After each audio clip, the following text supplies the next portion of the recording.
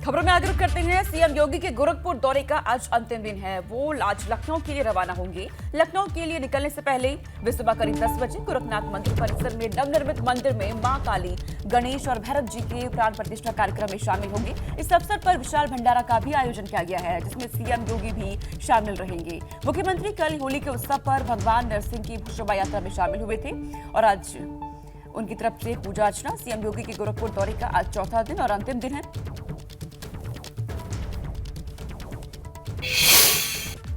भाजपा ने एक बार फिर 80 सीटों पर जीत का दावा किया है। कल सीएम योगी ने गोरखपुर में होली खेली तो भाजपा के दूसरे नेताओं ने समाजवादी पार्टी पर चुभने वाले वार किए। ये उत्साह का रंग है, ये जिम्मेदारी का रंग है और ये भरोसे का रंग है। 2024 की होली शानदार बीती, इसके लिए सीएम योगी समेत पूरी भाजपा ने इसी होली से संदेश देना शुरू कर दिया है। गोरखपुर में सीएम योगी ने फूलों और अबीर गुलाल की होली खेली।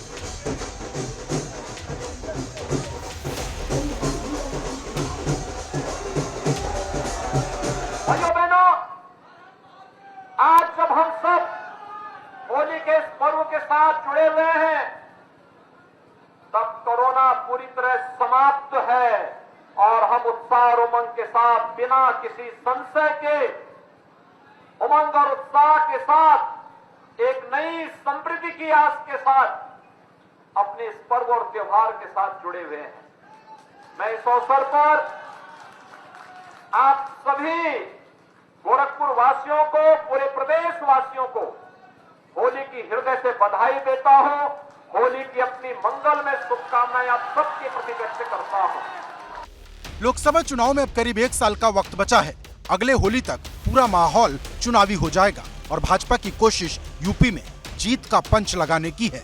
इसके लिए विपक्ष पर लगातार हमले भी हो रहे हैं। होली का त्योहार इसीलिए कि एक दूसरे के गले मिलकर, गुलाल लगाकर, सारी वैमनस्यता भूल करके और आगे बढ़ते हैं। तो सर आज क्या विपक्षियों को भी कुछ कहेंगे? बुरा न मानो होली के साथ पूरे प्रदेश वासियों को बधाइयां देता हूं। ऐसा संदेश को भी, विपक्ष को ऐसा संदेश भी जिसके साथ में जोड़े बुरा न मानो होली। अब अपने विपक्षी मित्रों से कहना चाहता हूं, देखिए ये लोकतंत्र में माननीय प्रधानमंत्री नरेंद्र मोदी जी की अगुवाई में देश प्रदेश तेजी के साथ आगे बढ़ रहा है और आपको भी इसमें शामिल होना चाहिए और हर्षोल्लास के साथ प्रदेश को नंबर 1 पर लाने के लिए काम करना है हम सबको।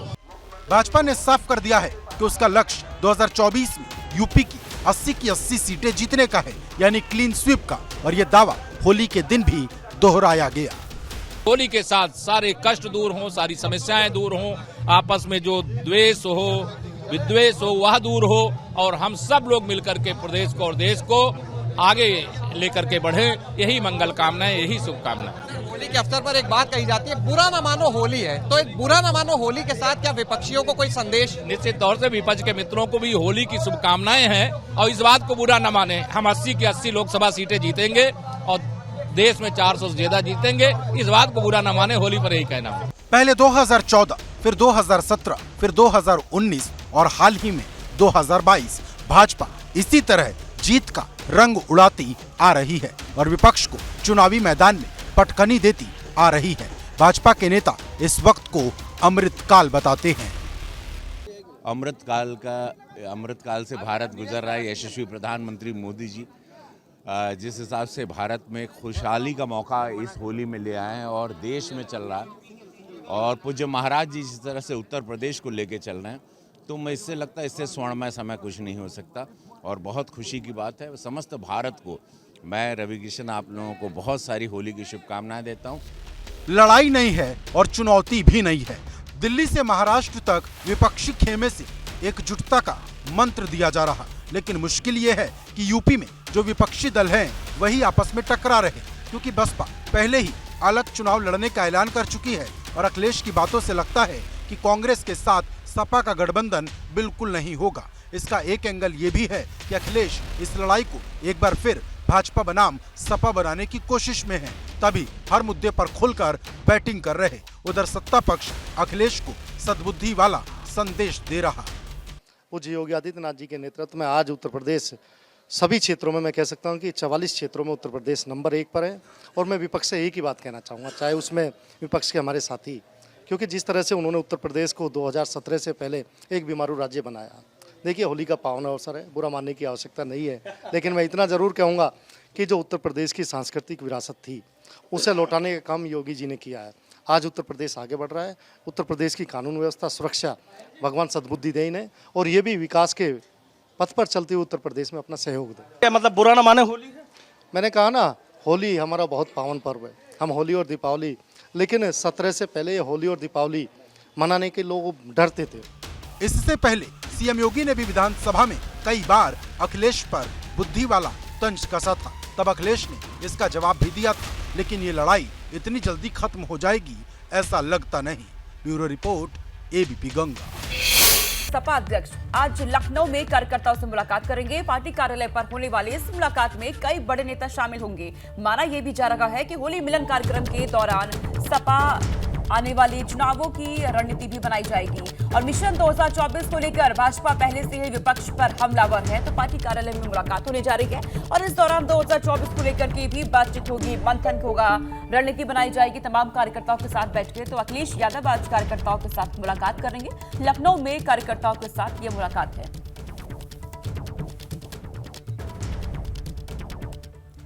कैराना के सपा विधायक नाहिद हसन को एमपी एमएलए स्पेशल कोर्ट ने आज तलब किया है। उनके खिलाफ 2 मामलों में आरोप तय होंगे। इससे पहले उनके वकील की ओर से अदालत में प्रार्थना पत्र देकर उन पर झूठा मामला दर्ज कराए जाने की बात कही गई थी, जिन्हें अदालत ने निरस्त कर दिया। नाहिद हसन पर जुलाई 2012 में सरसावा थाने के गेट पर हंगामा करने, तोड़फोड़ करने का मामला दर्ज है। इसके अलावा 2018 में गंगोह थाने में भी धमकी देने का एक और मामला दर्ज है। दोनों मुकदमे अब सहारनपुर की एमपी एमएलए स्पेशल कोर्ट में विचाराधीन हैं और इस पूरे मामले को लेकर अब और मुश्किलें सपा विधायक की बढ़ने जा रही है।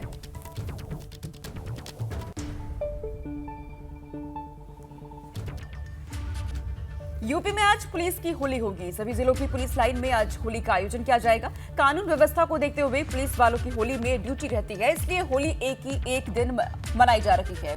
होली के कार्यक्रम में पुलिस के आला अधिकारियों से लेकर के थानेदार सभी शामिल रहने वाले हैं, क्योंकि बीते दिन पूरे देश भर में होली का त्योहार मनाया गया और इस दौरान सभी पुलिसकर्मी अपनी ड्यूटी पर तैनात रहे और यही वजह है कि आज पुलिस लाइन में होली मनाई जाएगी।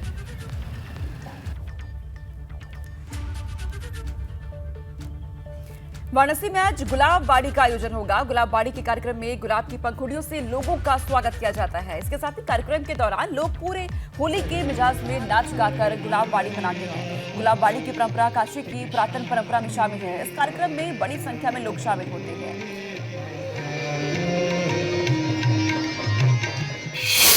बड़ी खबर मैनपुरी से सामने आ रही है, जहां मामूली विवाद में एक फौजी को गोली मार दी गई। गंभीर रूप से घायल फौजी को इलाज के लिए सैफई रेफर कर दिया गया। वहीं पुलिस ने गोली मारने वाले आरोपी को गिरफ्तार कर लिया है।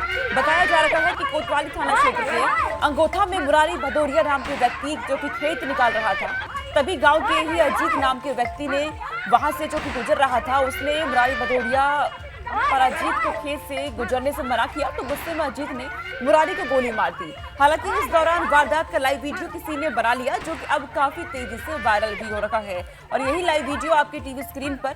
गंभीर हालत में हालांकि फौजी को अस्पताल में भर्ती करा दिया गया है। कहा जा रहा है कि दोनों के बीच मामूली विवाद हुआ था और विवाद इतना बढ़ गया कि यहाँ पर फायरिंग कर दी गई एक युवक की तरफ से। हालांकि ये पूरी घटना वहां पर मौजूद एक युवक ने अपने फोन में रिकॉर्ड कर ली और ये वीडियो अब काफी तेजी से वायरल हो रहा है।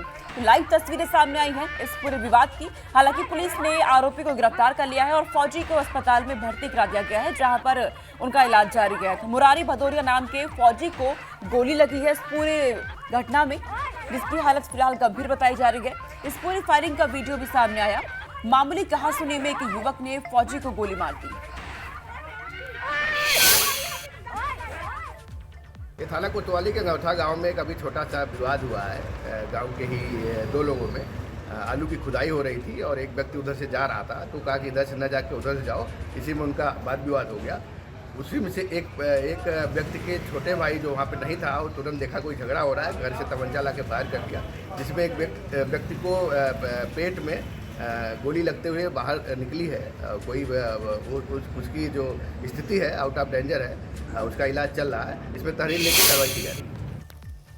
उमेश पाल शूटआउट केस के मुख्य आरोपियों की तलाश में पुलिस और एसटीएफ की छापेमारी जारी है। मामले में पुलिस 2 आरोपियों को एनकाउंटर में ढेर कर चुकी है, लेकिन 14वें दिन भी बाकी का पता नहीं लग पाया है। इधर प्रयागराज में उमेश पाल के घर पर आज शांति पाठ होगा और तेरवी होगी। परिजनों से मुलाकात करने केंद्रीय मंत्री एसपी सिंह बघेल भी पहुंचे हुए हैं। पुलिस और एसटीएफ की लगातार रेड जारी है, छापेमारी की जा रही है। ये पूरी जांच कोलकाता तक भी पहुंची और जहां जहां से भी आरोपियों की कनेक्शन सामने आ रही है, वहां तक की जांच पहुंच रही है। बाकी आरोपियों की तलाश और तेज कर दी गई है। 14वां दिन इस पूरे मामले का, इस पूरी घटना का, प्रयाग कांड का 14वां दिन हो चुका है और छापेमारी लगातार जारी है। और इस पूरे कांड में अभी तक 2 आरोपियों का एनकाउंटर हो चुका है। बाकियों की तलाश तेज कर दी गई है।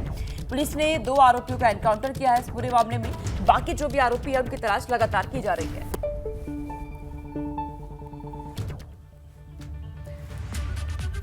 अतीक के गुर्गों की तलाश में यूपी पुलिस और एसटीएफ लगातार छापेमारी कर रही है। मामले में लखनऊ के साथ ही बरेली, बांदा, गोरखपुर, प्रयागराज समेत कई जनपदों में अलग अलग जगह छापेमारी जारी है। अतीक और उसके गुर्गों के संपर्क में रहने वाले कई लोगों को पूछताछ के लिए भी बुलाया गया है।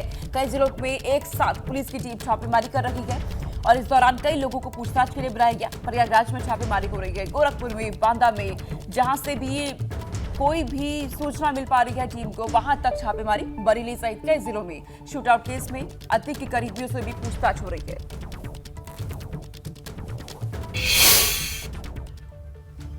उमेश पाल हत्याकांड में पुलिस उस्मान छर्रा और अरबाज कैंड को काउंटर कर चुकी है। पुलिस के सेक्शन ने अतीक गैंग और उसके परिवार के बीच को बढ़ा दिया है। बताया जा रहा है कि जेल में बंद अतीक अहमद का बेटा अली अहमद डरा हुआ है।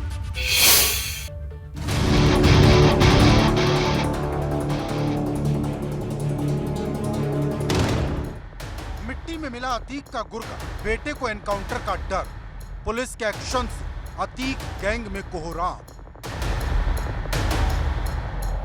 उमेश पाल हत्याकांड के गुनहगारों की तलाश में जुटी यूपी पुलिस हर सुराग की तफ्तीश कर रही, गुनहगारों के करीबियों से पूछताछ कर रही। पुलिस की यह कार्रवाई अतीक गैंग को बेचैन कर रही। उमेश पाल हत्याकांड में गोलीबाज और बमबाज गुनहगारों के ड्राइवर अरबाज और पहली गोली चलाने वाले उस्मान छर्रा के एनकाउंटर ने साबरमती जेल में बंद अतीक अहमद और प्रयागराज जेल में बंद उसके बेटे अली अहमद की दहशत बढ़ा दी। जेल में दोनों को नींद नहीं आ रही।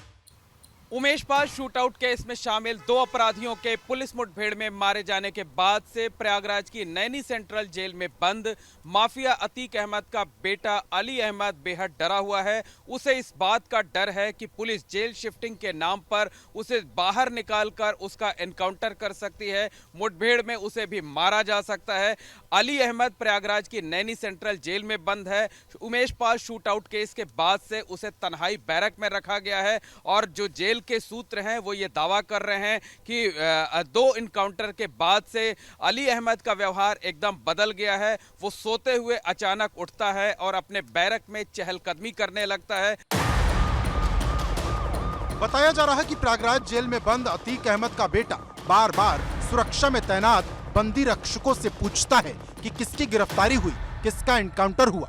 जेल सूत्रों के मुताबिक अतीक के बेटे ने खाना खाना भी कम कर दिया है। इस बीच पुलिस की टीमें उमेश पाल हत्याकांड के गुनहगारों की तलाश में मध्य प्रदेश, बिहार, पश्चिम बंगाल और नेपाल बॉर्डर तक छापेमारी कर रही हैं। जो पुलिसकर्मी हैं, जो जांच एजेंसियां हैं, जो केस के वर्कआउट के लिए टीमें लगाई गई हैं, वो आज भी शांत नहीं बैठी हुई हैं। आज भी कई जगहों पर छापेमारी कर रही हैं और इनमें प्रयागराज और आसपास के जिलों के साथ साथ बिहार और मध्य प्रदेश है और खास फोकस बिहार पर किया जा रहा है क्योंकि जांच एजेंसियों को इस बात की जानकारी मिली है कि जो शूटर अरमान है वो दूसरे शूटर गुलाम के साथ बिहार में ही कहीं छिपा हुआ है।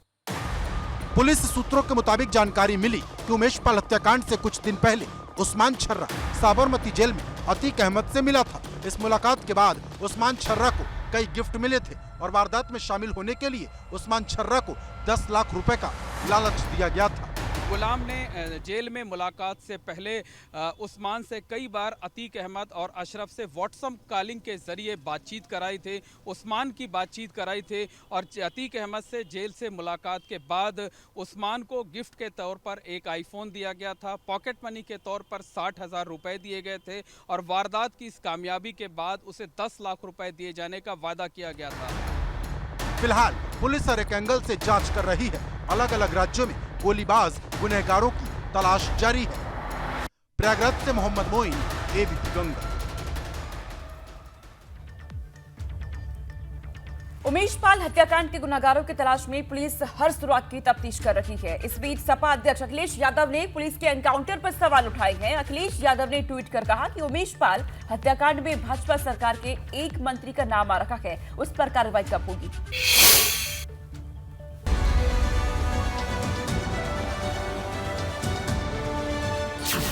पुलिस के मुठभेड़ एक्शन पर सियासी महाभारत। उमेश पाल हत्याकांड पर लाल निशाना। अतीक गैंग के गोलीबाज और बमबाज गुनहगारों की तलाश में क्राइम ब्रांच की टीम दिन रात एक कर रही है। हर सुराग की तफ्तीश हो रही, हर ठिकाने पर दबिश दी जा रही। कई राज्यों में ऑपरेशन चल रहा। संगम नगरी से बिहार और पश्चिम बंगाल तक छापेमारी जारी है। पुलिस की ताबड़तोड़ छापेमारी से अतीक गैंग के भीतर कोहराम मचा है।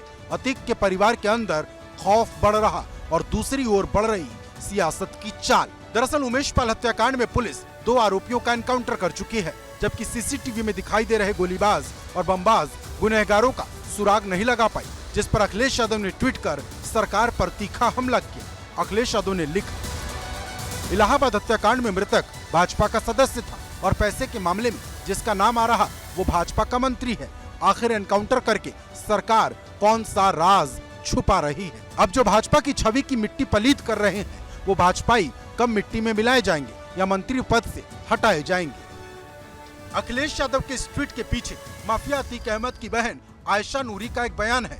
आयशा नूरी ने 6 मार्च को प्रेस कॉन्फ्रेंस कर आरोप लगाया था कि भाजपा सरकार के एक मंत्री ने अतीक अहमद से 5 करोड़ रुपए लिए थे और लौटाने के सवाल पर अतीक अहमद और उनके परिवार को फंसाने की साजिश रच रहा है।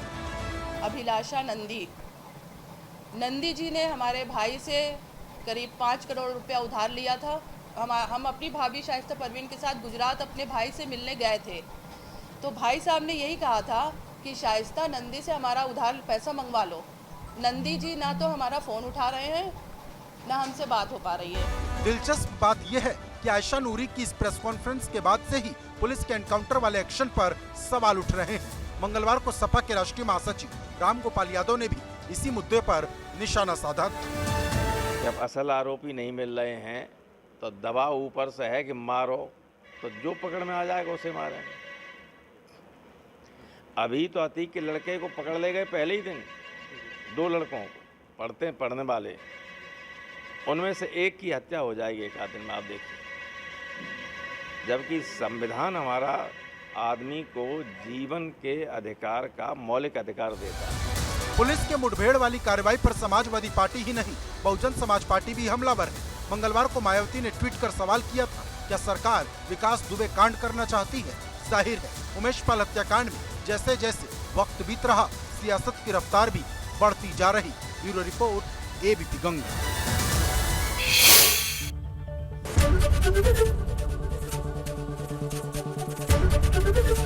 एबीपी गंगा, खबर आपकी, जुबान आपकी।